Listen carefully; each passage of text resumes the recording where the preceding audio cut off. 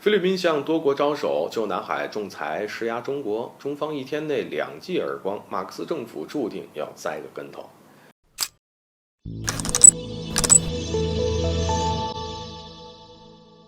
好，各位好，欢迎来到今天的上海讲关家事。如今的这个菲律宾仗着有美国撑腰是越来越猖狂啊！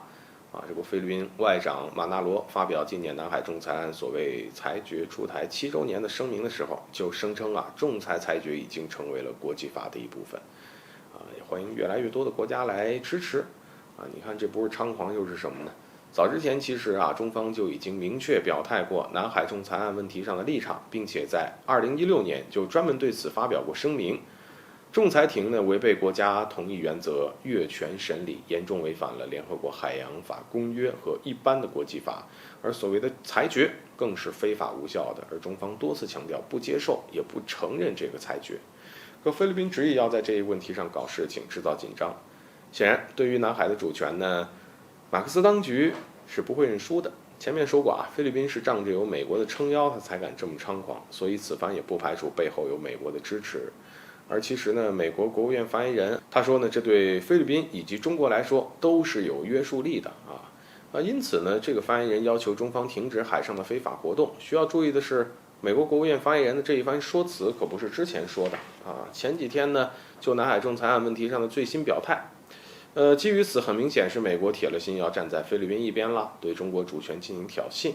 那么对此，中方会再次容忍菲律宾或者是美国的行为吗？一天之内中方就给出了2记耳光。1记耳光是对于菲律宾在南海案当中的无端指责和挑衅，中方外交部发言人汪文斌进行反击，称所谓的仲裁庭裁决毫无用处，中方不会承认，也不会接受任何的仲裁裁决。而另1记耳光则是对美国的不客气，直接抨击美国作为南海仲裁案的始作俑者和幕后黑手，几乎每年都会在非法裁决出台周年之际呢大肆进行炒作渲染，妄想以此向中国施压，逼迫中方呢接受非法裁决。而中方是不可能接受的，并且呢会坚决地反对美方的这一行为。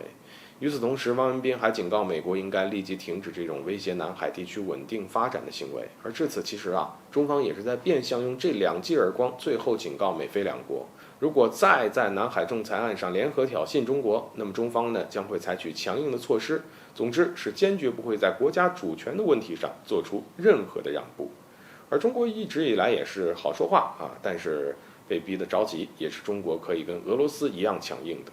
而菲律宾如此联合域外国家在南海问题上攻击中国，此举也很危险。危险的程度不仅可能来自解放军的反击，甚至可能是来自西方，尤其是美国的捅刀。而美国又为什么会频繁地与菲律宾互动呢？又为什么会接二连三地在南海问题上支持菲律宾？其实就是希望能够通过挑起中菲之间的冲突来达到遏制打压中国的目的。而菲律宾对美国来说呢，就是一个棋子，毕竟扶持傀儡要比亲自下场划算得多。乌克兰就是最好的例子，尽管线下菲律宾还不至于走到乌克兰的地步，但伴随着时间的推移谁能保证菲律宾不会在美方的忽悠之下一不小心步了乌克兰的后尘呢？这马克思政府可要头脑清醒一点才好。好，本期节目就到这里，欢迎点赞转发，留下你的精彩评论。